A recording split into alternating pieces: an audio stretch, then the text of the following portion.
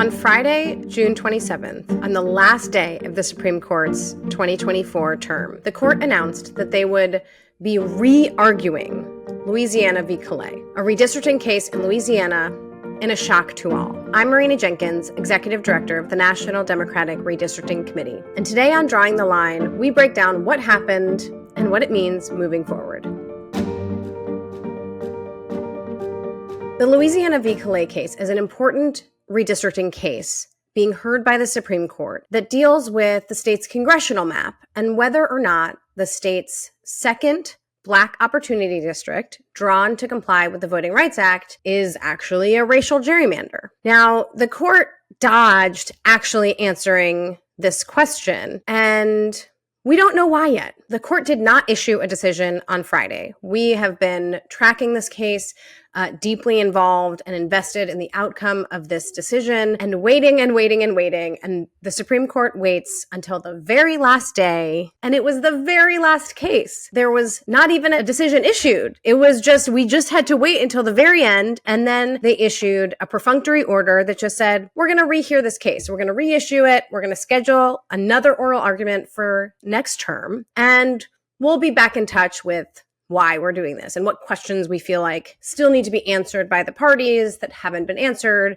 to allow us to make our decision. The court says, the actual language of the court says, quote, in due course, it will issue an order scheduling argument and specifying any additional questions to be addressed in supplemental briefing.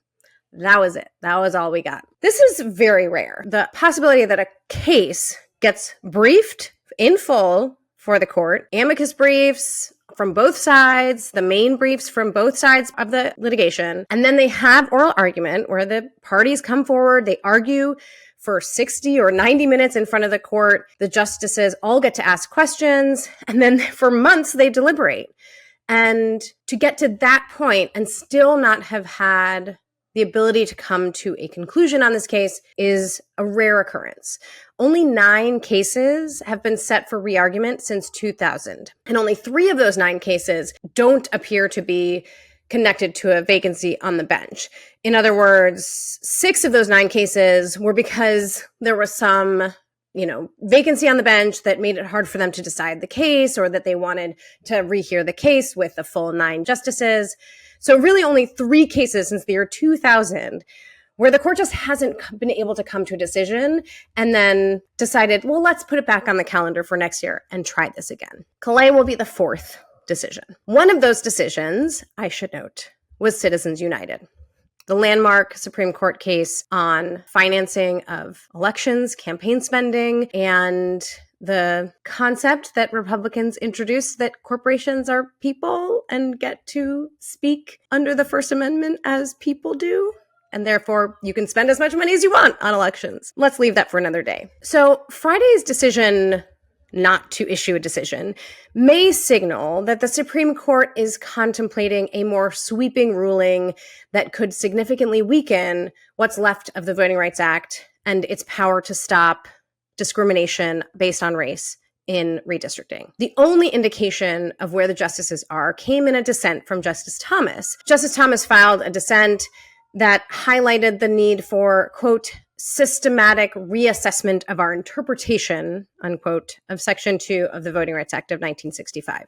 Now, this is not a surprise. We have known that Clarence Thomas wants to get rid of the Voting Rights Act. He has for a long time. He has made no secret of it. There are other justices on the court, Justice Alito and Justice Gorsuch, who have indicated that they agree with Justice Thomas. So you have at least 3 justices where you think that's probably where they want to go. So what we're going to be looking for and what we're going to be looking at in the questions that they're seeking further answers to is, where do we think Kavanaugh, Justice Barrett, and Chief Justice Roberts are going to be in terms of the questions that they're asking. The other notable fact is that the redistricting case out of Alabama that won an additional Black Opportunity seat is also going back up to the Supreme Court next year. So next year is going to be a blockbuster year at the Supreme Court for the Voting Rights Act, Section 2, and redistricting. As of right now, Section 2 of the Voting Rights Act and Louisiana's Fair Map remain intact. and the fight to protect equal representation continues. Currently, the Louisiana primary is set for April 2026, with a filing deadline in December 2025. Some of you may know Louisiana used to have a really late election timeline. They would have their primaries in November when other people were having their general election, and then they would sort of have a general election later after that. But they've recently shifted their federal elections to be more in line with more of the country. So this year, different from the past, their primary is set for the spring, and their filing deadlines, as noted, will start in December. What that means is it's very unlikely, even if the Supreme Court moves as quickly as possible and sets the re-argument for this case, rehearing of this case in October when the court begins its new term, there is very little chance that a decision from that case would be done in time to meet those election deadlines and then draw a new map and meet those deadlines in December. So very, very likely the map is set for 2026, which is good.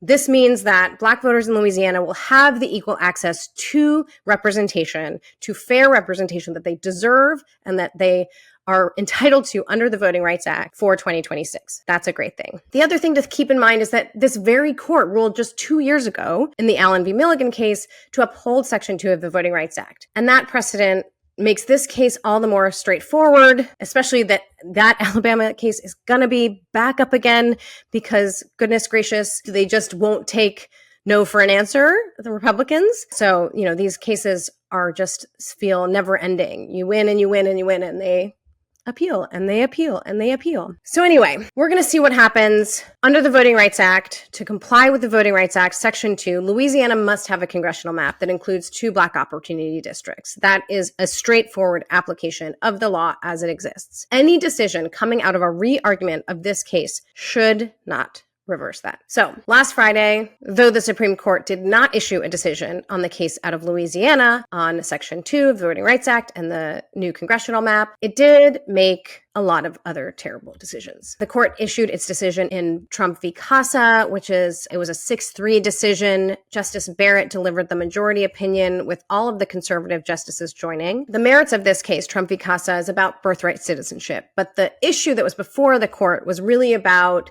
the propriety of nationwide injunctions. The decision that the court issued on Friday limits the ability of federal judges to block executive actions through universal or nationwide injunctions. This makes it harder for courts to block President Trump's slew of illegal executive actions. So even when you have something that is as explicitly and as blatantly unconstitutional as his executive order on birthright citizenship, a court seeing that is not going to be able to block that at a national level because of this decision. So while this decision doesn't actually say anything about the explicitly blatantly unconstitutional actions that the president is trying to take, it allows for those actions to be in play longer while a full course of litigation plays out without the ability of a court to block it with an injunction that applies across the country to everybody who might be impacted. Justice Sotomayor wrote a blistering dissenting opinion worth reading. That was joined by Justices Kagan and Jackson.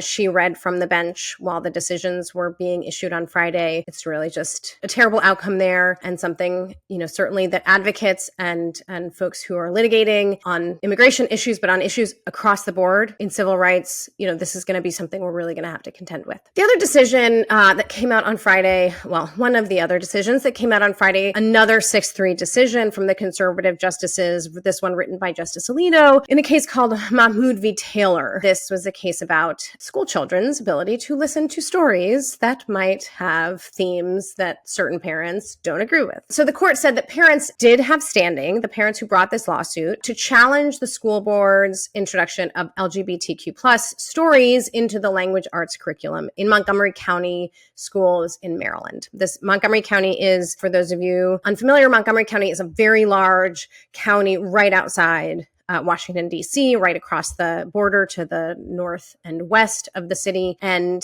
in this community, if you go back and listen to the actual oral argument from this case, it was absurd. It was absurd. It was, apparently a kindergarten teacher reading a story about the main character of the story had an uncle, and that uncle was getting married to a man, and apparently that is not acceptable. And parents should be able to opt out of their child having to be exposed to those themes. So another terrible decision there. The court said that the school board's failure to allow parents to opt out of these, use of these storybooks or exposure of their children to these storybooks amounted to an unconstitutional burden on their ability to freely practice their religion, known as free exercise rights. I think, it's just wrong.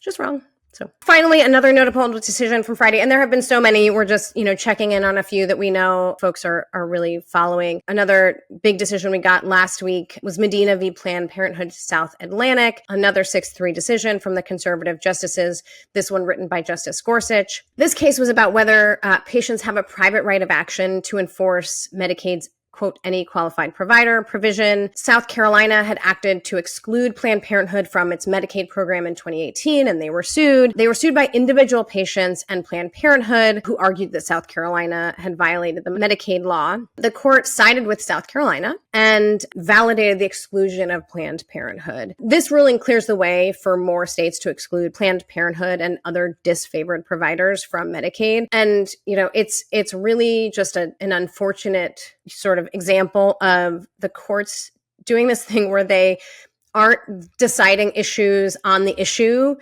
but they are allowing sort of these terrible decisions to stand based on a decision about who gets access to the courts or who gets to bring a lawsuit to a particular kind of case, who gets to challenge those decisions.